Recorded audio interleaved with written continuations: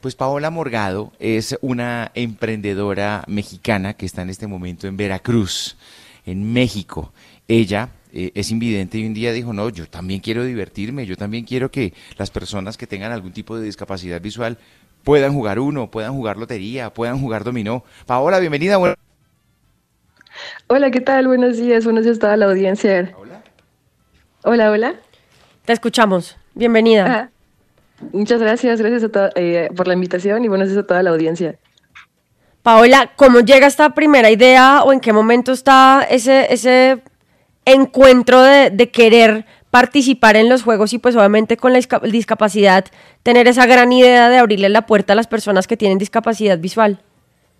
Claro, pues bueno, creo que el contexto es que yo a mis 11 años era baja visión, después de los 11 ya es ceguera total, entonces un poco el panorama de vida cambia, ¿no? En el acceso a algo tan humano, tan sensible como la recreación, la diversión, y bueno, es aquí cuando empiezo como a cuestionar, ¿no? El por qué el cambio, pues de ahora es la ceguera total, implica el no divertirme, ¿no? El no tener acceso a, con mi familia, con mis amigos, entonces empiezo como a adaptar cosas para de pronto acá en casa, y después cuando convivo con más compañeros, compañeras ciegas, la cuestión es que no habían jugado, por ejemplo, un juego de cartas uno a sus 26 años, por ejemplo, ¿no? Entonces es algo que de pronto pues a una pues la implica, ¿no? A una pues también le mueve porque tiene que ver con el acceso a la diversión y principalmente porque es un mundo, ¿no? En este caso en la recreación, pues no construido para todas las formas de ser y estar, sino solo para una sola forma que es viendo, ¿no? Entonces la cuestión es empezar a transformar esos productos, esos juegos, ¿no? Hechos para un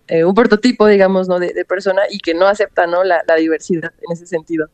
Paola, ¿cómo es la fabricación de este tipo de juegos? Me imagino que al principio fue muy artesanal, hecha por usted, pero ya después usted tuvo que haber encontrado un proveedor de papel, un proveedor de tinta, un proveedor de braille. ¿Cómo funciona eso?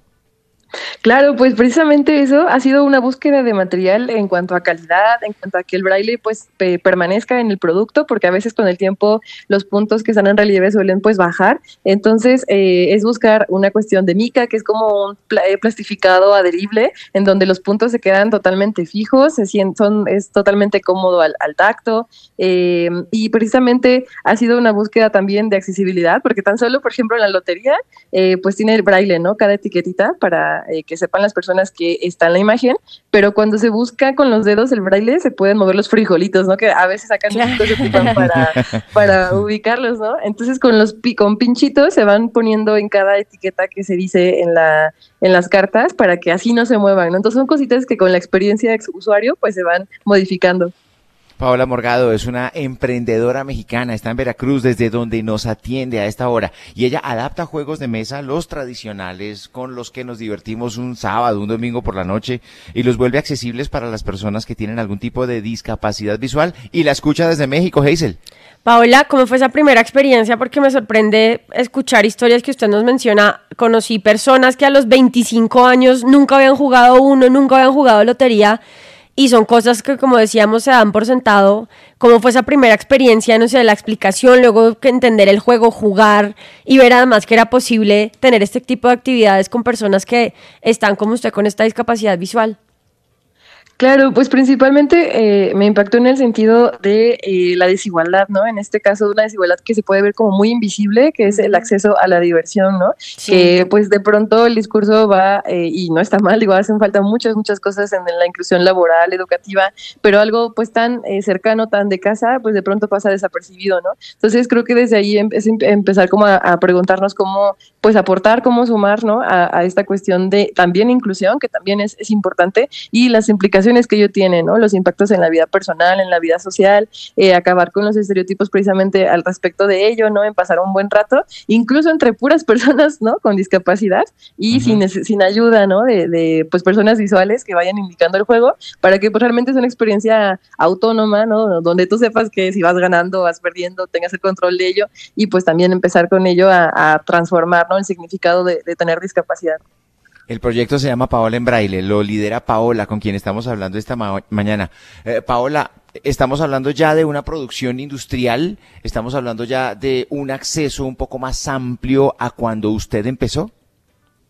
Así es, poco a poco, más o menos a partir de 2021 empezó este proyecto, entonces ha ido creciendo y bueno, afortunadamente alcanzando otros espacios. La realidad es que pues sigue siendo un proyecto hasta cierto punto no invisible en el sentido de que pues bueno, evidentemente no hay como apoyo de cuestión de marcas, nada por el estilo, pero la cuestión justo es seguir buscando accesibilidad en cuanto a productos y con la participación de más personas con discapacidad visual, ¿no? Incluso para escribir el sistema Braille en las cartas y demás, y pues también pues buscando ser incluso una forma pues, de empleo, ¿no? De cierto ingreso, ¿no? Entonces pues también ese es el nuevo reto del proyecto.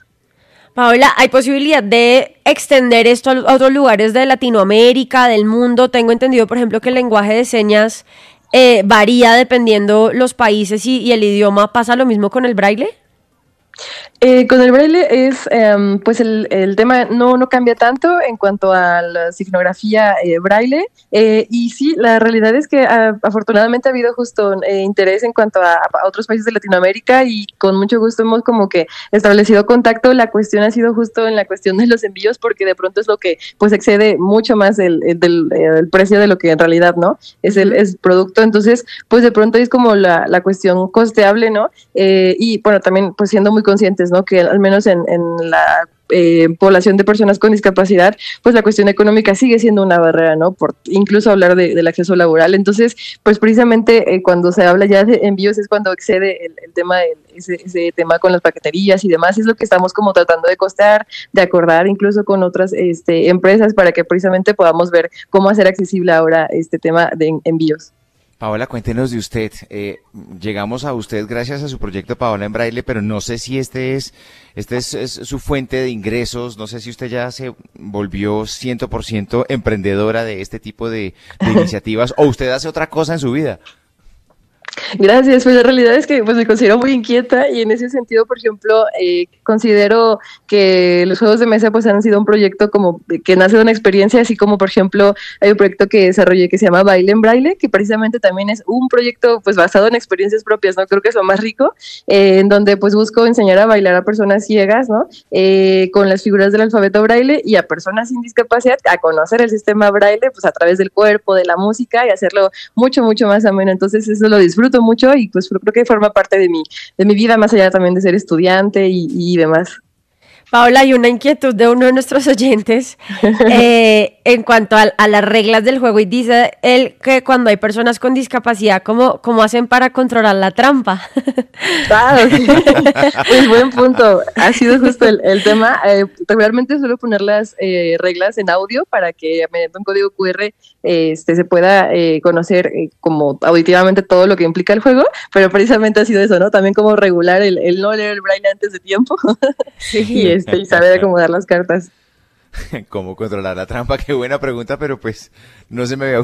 No, Álvaro Sáenz González nos dice, ¿entre ellos hay trampa? ¿O no hay trampa o sí? Y como, claro, ¿no? debe haber. Siempre hay uno que caña, siempre hay uno que... Es parte de... Es parte del encanto del juego. Paola, ¿qué juego sueña con transformar a Braille?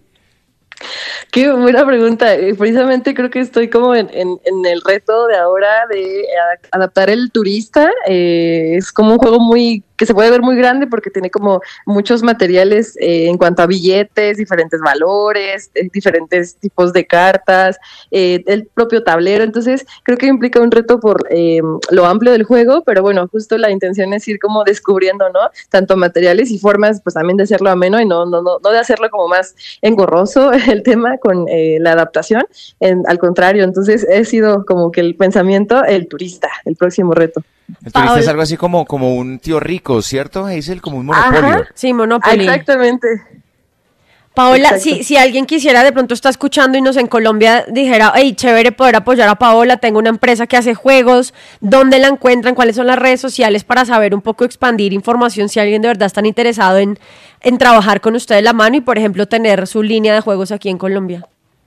Claro, gracias. En cuanto a redes sociales, estoy activa en Instagram, en Facebook, en TikTok como Paola-en braille y con mucho gusto digo tanto compartir información de lo que implican, ¿no?, los juegos de mesa, el proceso, como para poder platicar sobre alguna colaboración, un proyecto, pues adelante. Creo que justo hace falta eso, ¿no? Sumar más esfuerzos y visibilizar como más lo que hace falta precisamente y lo que está existiendo para cubrir como las diferentes necesidades que por mucho tiempo han estado invisibilizadas.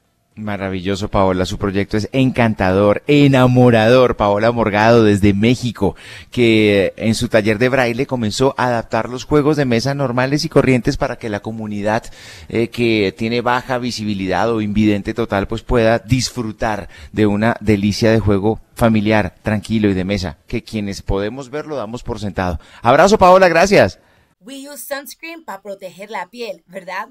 So why not be proactive protegiendo tu salud bucal también? Hola mi gente, soy Amara la Negra y con el sistema de prevención Activa Colgate Total, tú puedes ayudar a prevenir problemas bucales como las caries y gingivitis antes de que empiecen. The reformulated toothpaste, innovative toothbrush, and refreshing antibacterial mouthwash were designed to work together to be 15 veces más efectivos reduciendo bacterial buildup, la causa principal de los problemas orales en solo 6 semanas, starting in week 1, compared to a non-antibacterial fluoride toothpaste and a flat trim toothbrush. Eso es prevention power, baby.